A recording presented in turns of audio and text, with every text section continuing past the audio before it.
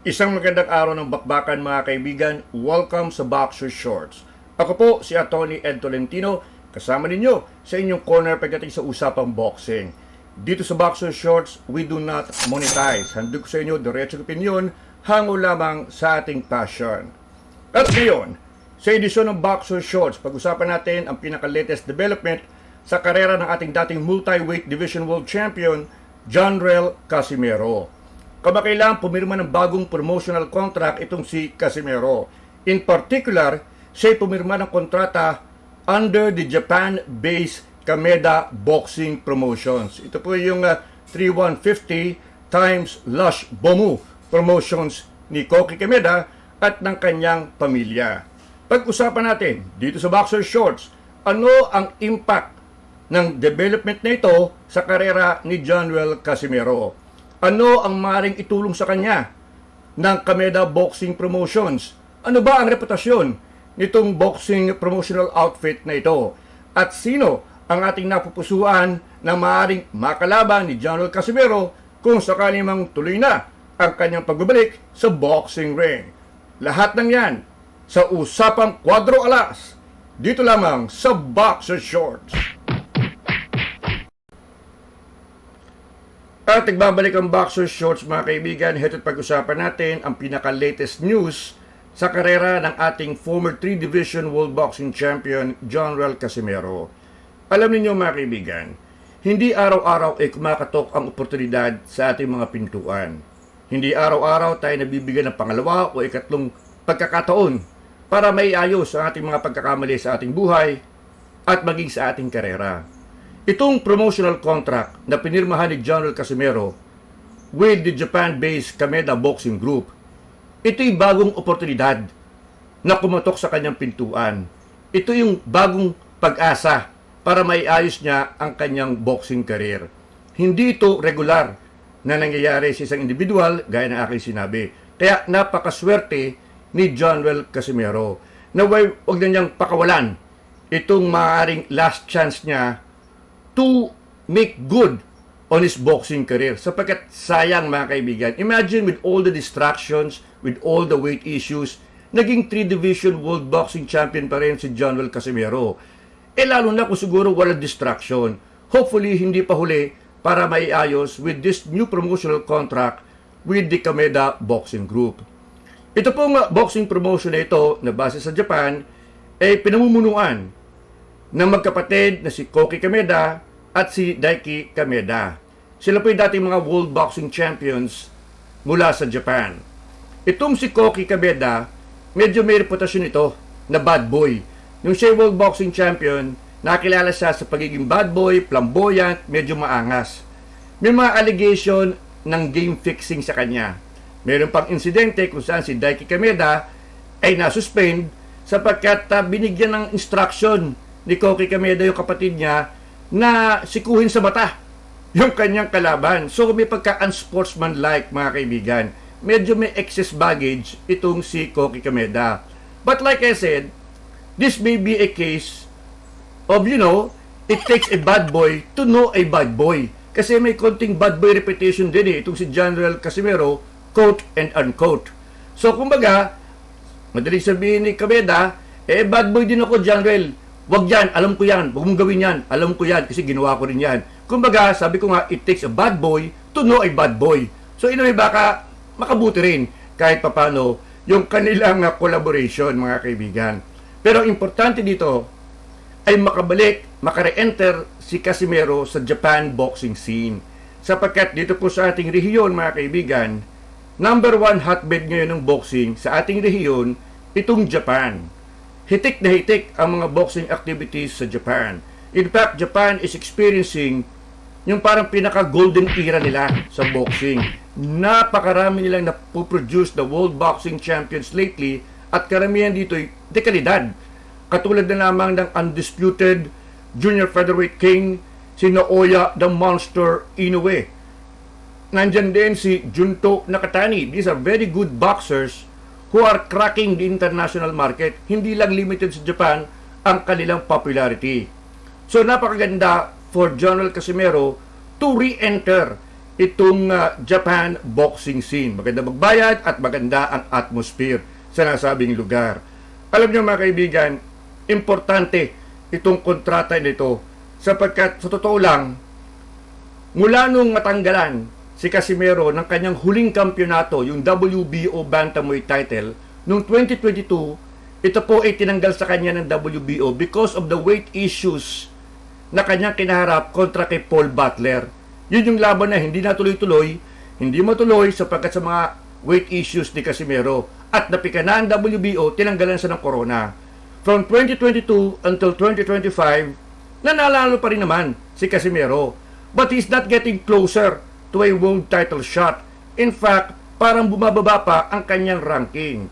Kasi nga, with the decision of the WBO to strip Casimero of the title, kumalat na yung kanyang reputasyon na huwag niyo i-promote yan. May problema sa timbang yan. Masasayang lang ang pera ninyo. So kumalat yung reputasyon na yon. At lalo pang nadagdagan ito sapagkat noong October 2024, lumaban si Casimero sa Japan, ni-knockout niya si Saul Sanchez, napakaganda, pero nagkaroon muli siya ng weight issues. At yung Japan Boxing Commission, pinatawan na siya ng 1-year ban sa paglaban sa Japan. So, hindi makalaban si Casimero. Bagamat sa Japan lamang yon, mukhang siyempre, ibang promoter, yun ang warning sa kanila na huwag na kayo makipag-negotiate dito dahil magulong kausap yan. Hindi yan sisipot sa tamang timbang pagdating ng laban. So in a way, mga kaibigan, bagamat nananalo pa rin si Casimero, tila baga walang kompas ang kanyang karera. Ibig sabihin, walang direksyon. Walang direksyon. And at age 36, hindi na kailangan yung ganitong sitwasyon. Kinakailangan na niya magkaroon ng konting clarity as far as the direction of his career, of his boxing career is concerned. So napakalaking bagay itong pagpasok ng Japan-based boxing group, the Kameda Boxing Group. Very, very important ito mga kaibigan. Ngayon, hindi pa basta-basta makakalaban si Casimero. Gaya ng aking sinabi, meron pa siyang 1-year ban. Ini-expect ng marami na aabutin ito by October 2025, mag-expire o maring i-lift na by that time ng Japan Boxing Commission. Nandyan ang Kameda Group, very influential, very active sa Japan boxing scene. They can put in a good word. Kung magkakakarguhin na nila si Casimero, sasabihin nila, marahil, okay na to, sagot na namin tong Pinoy boxer na ito. I-lift niyo na yung ban sapagkat igagarantiyan na namin that he will show up in shape sa kanyang susunod na laban dyan sa Japan. Nandyan na yung Kameda Boxing Group. So, kinakailangan ma-lift yung nasabing 1-year ban, hopefully by October 2025, bago tuluyang makipag-negotiate si Casimero sa panibagong laban. Ngayon, kung sino ang susunod na makakalaban ni Casimero, kung sino sa tingin natin ang magandang laban sa kanya, sa kanyang pagbabalik sa boxing ring, ayan ang ating pag-uusapan sa next chapter ng Boxer Shorts.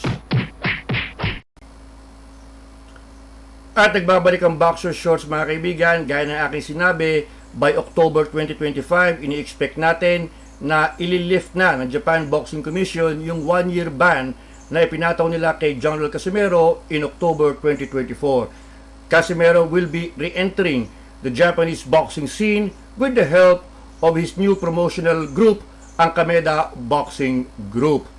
Ngayon, ang tanong, sino ang gusto nating makakalaban ni Casimero sa kanyang muling pagbabalik sa boxing ring? Ako, ang aking napupusuan at palagay ko kayo rin, ang gusto natin ay yung knockout artist, yung 2-weight division former world champion ng Tijuana, Mexico, si Luis Nery.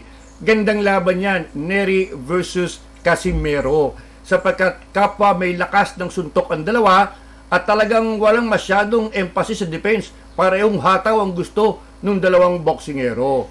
Now, si Luis Nery mga kaibigan, muntik na niyang ma-knockout si Naoya Inoue nung sila'y nagharap last year, 2024. Na-knockdown niya early in the fight itong si Naoya Inoue. Bagamat nakatayo si Inoue and eventually binugbog niya itong si Luis Nery, pinakita ni Nery sa laban na yon na nandun pa rin talaga yung kanyang knockout power, which makes him a constant threat sa anumang laban. Ngayon, Nery Casimero in Japan, marami ang may intriga kung kayang lampasan ni Casimero yung naging performance ni Inoue kay Luis Neri. The idea here is that kung malalampasan ni Casimero, mas maganda ang kanyang performance kontra kay Neri, ay napag-uusapan ng mga Japanese boxing fans. It will create a buzz and eventually, hopefully, a clamor. Pag nakarating kay Inoue, abay, sabihin ng mga Japanese boxing fans, gusto naming makita yung Casimero versus Inoue.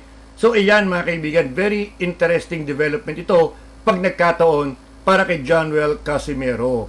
Now, itong laban na ito, abay, parang ilagay mo na lang si Casimero at saka si Neri sa loob ng drum. Ganun kaliit ang ring.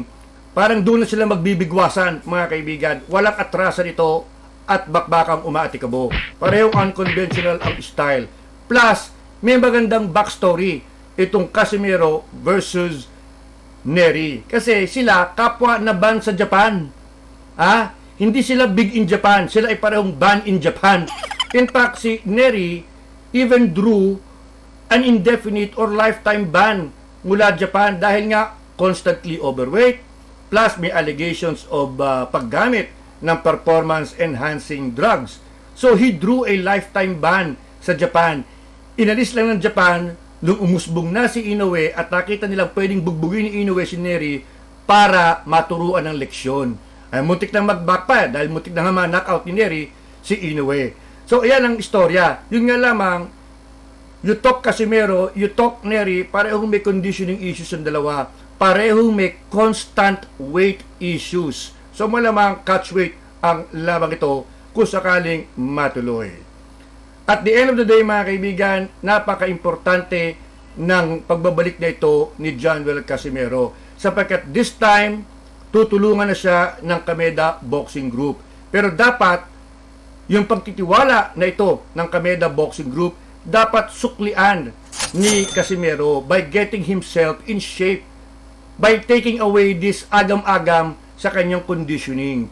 Kasi si Manny Pacquiao nga, 4 na taon na hindi lumalaban. Pagbalik sa boxing ring, pasok sa 147 pounds. That is discipline. Kailangan ipakita yan ni Casimero. Makonvince niya ang Kameda Boxing Group na wala na yung weight issues na yan. Handa na akong lumaban ng todo-todo. Kailangan yan sapagkat pag ito'y nabulyaso pa rin, naku, yari, talo tayo, mga Pinoy boxing fans. So like I said, itong bagong kontrata ni Johnwell mga kaibigan, maling ito na ang huling pagkatok ng oportunidad sa kanyang pintuan. Maring ito na ang huli na pag-asang ibibigay sa kanya na maiayos ang kanyang boxing career. Maring ito na ang huling baraha para kay Johnwell Casimero. At kung ito na nga ang huling baraha, ay sana huwag joker ang maging huling baraha. At sa halip, tunay na kwadro alas. At yan mga kaibigan ang buod ng Boxer Shorts for today, ang ating analisiya sa latest development sa karera ni Johnwell Casimero. Good luck, Johnwell, sa iyong pagbabalik sa boxing. Muli maraming salamat po sa inyong patuloy na pagsubaybay dito sa ating munting YouTube channel. Again, sabi ko nga po mga kaibigan, you are free to follow other vloggers. Ito lang ang channel na nag-iinganyo for you to follow other channels sapagkat maaari mas maganda ang kanilang presentasyon, mas colorful, may mga videos na hindi natin kaya ipakita sapagkat like I said, bawal po yun. Dito lang sa Boxer Shorts, ang magagaranti namin, we do not just read the news. We analyze the news and break it down para sa inyong karagdagang kaalaman. And with that, ako po si Atty. Ed Tolentino, muli nagpapaalala, walang personalan, buntalan lang.